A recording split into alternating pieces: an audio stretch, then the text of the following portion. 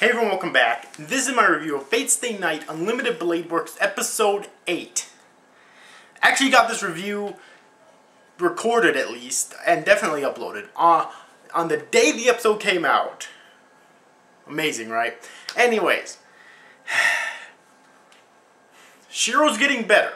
I want to talk about Shiro real quick in this episode, okay? He's getting better. I don't care how many people complain about this. I'm going to stick to what I keep saying, that in Dean's adaptation of the Fate route, his character was absolute pig shit, okay? It really was. He's getting better here. He's decent now. Quite honestly, I'm happy with that, because that's more than I could ask for in Fate Stay Night. So, in Fate, so I'm at least happy with this, but I've heard he will get even better yet, but I'm at least happy with this. I can at least compliment his character for being decent. Normally it's not a good thing when you're only able to compliment a character for being decent, but I'll accept it and just move on. Okay, so quite a bit of interesting stuff happened in this episode. I've said it before and I say it again, I do love Rin, okay, I really do.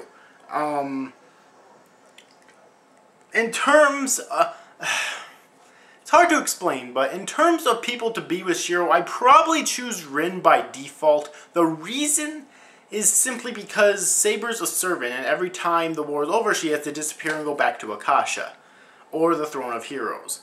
Talk about a long-distance relationship. Yeah, it wouldn't really work out. You know what I mean? Like, there's literally no way for Saber to stay with Shiro. Okay? No way. It's impossible. By the technicality that she's a fucking servant. Unfortunately. If she could, then hey, that'd be amazing. But unfortunately, she can't. To me, that was actually the saddest part of the Fate route, was when she disappeared. Because, yeah, I thought she was going to stay there, but no, she didn't, unfortunately. So, yeah. So, technically, and, I mean, you gotta love Rin, okay? Saber's my favorite character in Fate, period. But you still have got to love fucking Rin. That fucking Moe Rin in this episode was amazing. Okay, it really was. And that fucking Tsundere Rin too. The Tsundere, I love the Tsundere Rin, although not so much where I'd say Rin's best girl for me. But that being said, because generic Tsunderes like that, I can never put as best girl unless all of the girls are either generic Tsunderes or something worse than that. So, maybe that's just me, who knows. But either way though, you gotta love that Moe and Tsundere Rin though. As much as I like Saber better, you have got to love that, alright? And that fucking animation in this episode, okay. That fight where Saber was fighting those like creatures I think that Castor was creating. That fucking fight lasted all of 1 minute, if that. And the animation was better in that such a short amount of the fucking episode, such a short amount of time, than most anime seem to have in the entire series or movie. Or not really movie, movies tend to have higher budgets, but series at least. That's how good it was. Like, then again, like, how does ufotable have this much money to throw at this series? Then again, when you sell Fate Zero for as much as they fucking sell it in Japan, then I'm pretty, like, 200 something, I think it, like 200 some dollars, I think it is in American currency, which is out fucking outrageous as far as I'm concerned. I mean, Fate Zero is awesome, but I wouldn't throw down $200 or more for Fate Zero. I'm sorry, it's one of my favorite anime ever now, but I just wouldn't, alright? But that being said though, when you sell it for that much, I'm sure you'd have like a lot of money to throw at your goddamn series, you know what I mean? So yeah, and apparently a lot of people buy it too, so that strategy, a lot of people in Japan apparently buy it too, so that strategy tends to work out for a Studio ufotable. But anyways though, so yeah, the animation, I mean the animation the rest of the episode was amazing as well, but that one scene just blew me the fuck away once again. Oh my god. And we also get some pretty interesting dialogue in this episode. Now, I'm trying to make a theory based on who exactly this mysterious servant was that set up that barrier, alright? Because there's only a few that it could be. It's obviously not Saber. I don't think that Saber's even skilled at magecraft to begin with. Plus, you know, she wouldn't do something like that. It can't be Lancer for two reasons. One, I don't think Lancer's skilled with magecraft. And two, Lancer's master's a coward. There's no way that he or she would have Lancer do something like that. You know what I mean?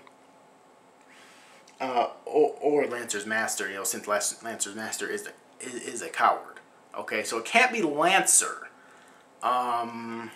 It can't. Well, it's proven not Archer because proven that it wasn't Ryder because Ryder died in this episode early on. Which, like, seeing that fucking death scene too. I want to talk about that real quick. Seeing that fucking death scene was like, oh damn.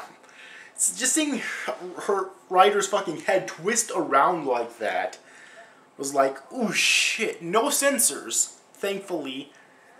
Oh, it was beautiful, and it was also oddly disturbing, but I loved it for that. Okay, but anyways, though, it can't be Ryder. It obviously can't be Ryder because Ryder's dead. All right. Who else do we have left? We have Archer and Castor. I'll get to them in a second. So that makes two left. We have Berserker. I don't think it would be Berserker or Ilya. So I'm just going to take that right off the list right now. And I can't think of what who the last servant is.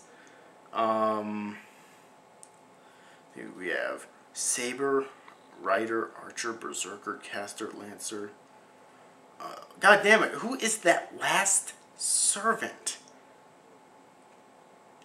Well, the two that really come to mind, I think, would be either Castor or Ryder. Archer.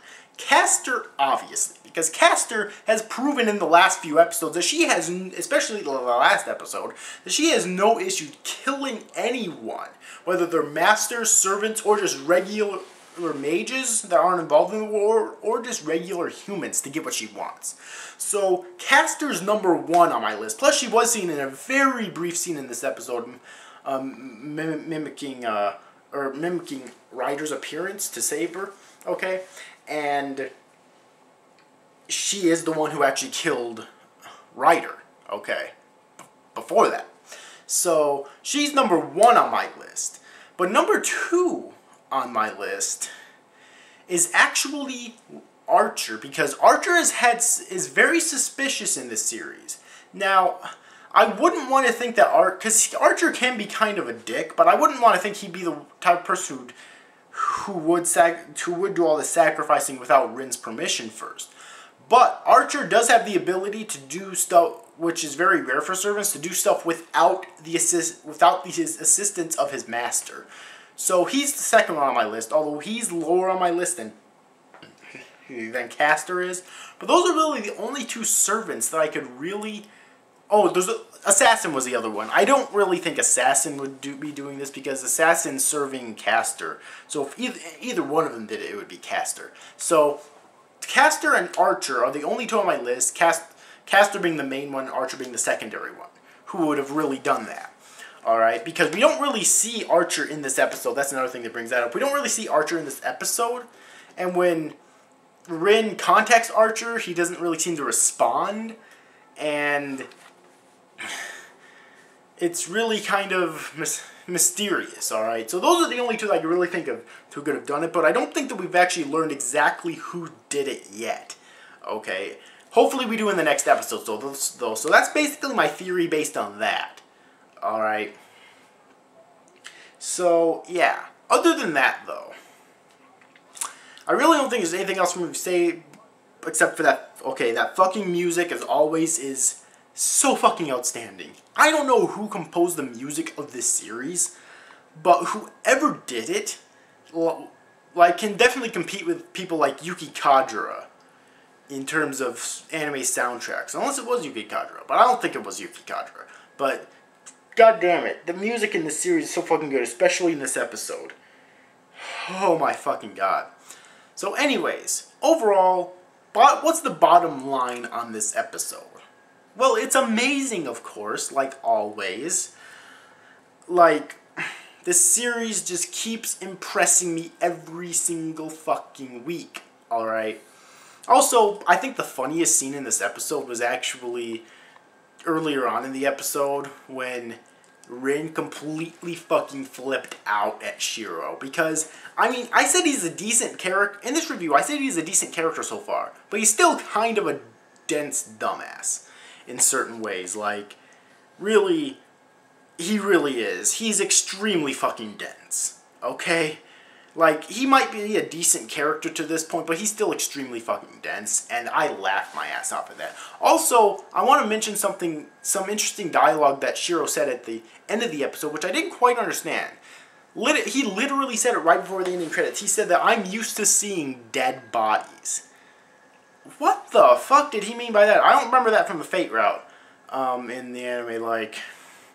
I mean, unless he could be referring to the Great Fire, but I don't think he could be referring to that because, I mean, I don't think he really saw a whole lot of dead bodies because I think Kiritsugu got there and saved him before he could. So, I really don't know what exactly he meant by that, but that's still very interesting. I hope we find out more about soon. Alright. So anyways, overall, I love this episode as always. Tell me your thoughts about this episode in the comment section below. If you've yet to see this week's episode of Fate Stay Night Unlimited Budget Works, then I definitely recommend that you do. I can't wait until next week's episode.